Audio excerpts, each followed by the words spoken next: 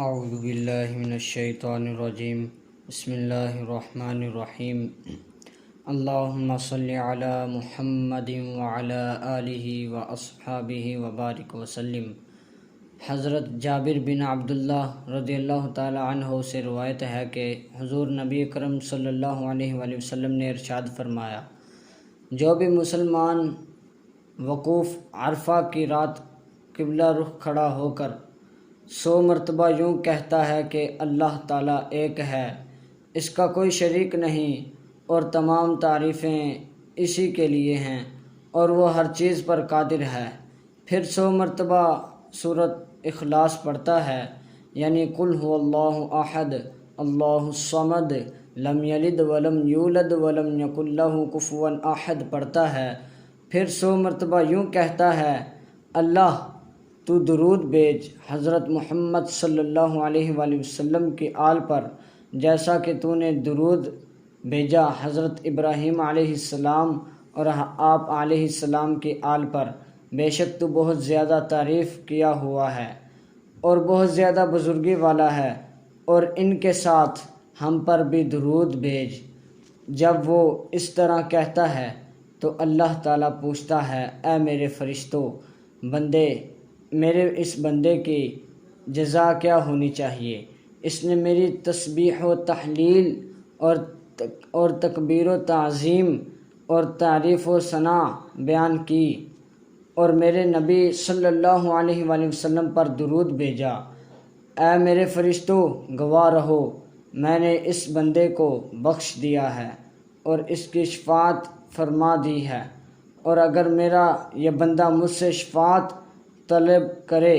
تو میں تمام اہل موقف کے ساتھ اس کی شفاعت کروں۔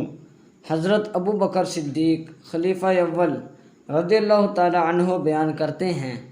کہ حضور اکرم نور مجسم سید المبلغین شفیع امت صلی اللہ علیہ وآلہ وسلم پر درود بھیجنا پانی کے آگ کو بجھانے سے بھی زیادہ گناہوں کو مٹانے والا ہے،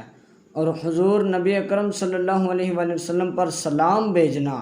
یہ غلاموں کو آزاد کرنے سے بڑھ کر فضیلت والا کام ہے، اور حضور اکرم صلی اللہ علیہ وآلہ وسلم کی محبت یہ جانوں کی روحوں سے بڑھ کر فضیلت والی ہے، یا اللہ کی راہ میں جہاد کرنے سے بھی بڑھ کر فضیلت والی ہے۔ اسی طرح حضرت ابو طلحہ رضی اللہ تعالی عنہ روایت فرماتے ہیں کہ حضور نبی اکرم صلی اللہ علیہ وآلہ وسلم ایک دن تشریف لائے اور آپ صلی اللہ علیہ وآلہ وسلم کے چہرہ انور پر خوشی کے آثار نمایاں تھے۔ آپ صلی اللہ علیہ وآلہ وسلم نے فرمایا، میرے پاس جبرائیل امین آئے اور کہا، اے محمد صلی اللہ علیہ وآلہ واصحابہ وبارک وسلم، کیا آپ اس بات پر خوش نہیں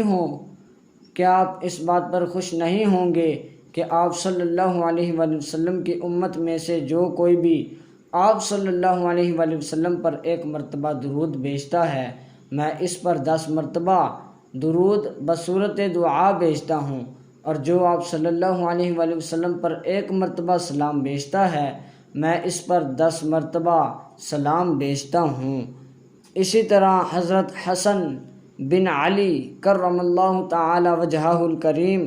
سے روایت ہے کہ حضور نبی اکرم نور مجسم سید المبلغین شفیع امت صلی اللہ علیہ وآلہ وسلم نے ارشاد فرمایا کہ مجھ پر درود کثرت سے بھیجا کرو، بے شک تمہارا مجھ پر درود بھیجنا تمہارے گناہوں کی بخشش کا ذریعہ ہے، اور میرے لیے اللہ سے درجہ اور وسیلہ طلب کرو، بے شک میرے رب کے ہاں میرا وسیلہ تمہارے لیے شفاعت ہے۔ اللہ تعالیٰ سے دعا ہے کہ اللہ تعالیٰ ہمیں آپ صلی اللہ علیہ وآلہ وسلم پر کثرت سے درود و سلام پڑھنے کی سعادت عطا فرمائے، آپ صلی اللہ علیہ وآلہ وسلم سے محبت کرنے کی سعادت عطا فرمائے، اور آپ صلی اللہ علیہ وآلہ وسلم کے وسیلے سے ہمیں اپنے اور اپنے اہل و عیال کی بخشش مانگنے کی سعادت عطا فرمائے، آمین۔ صلی اللہ تعالی علیہ وآلہ واصحابہ وبارک وسلم۔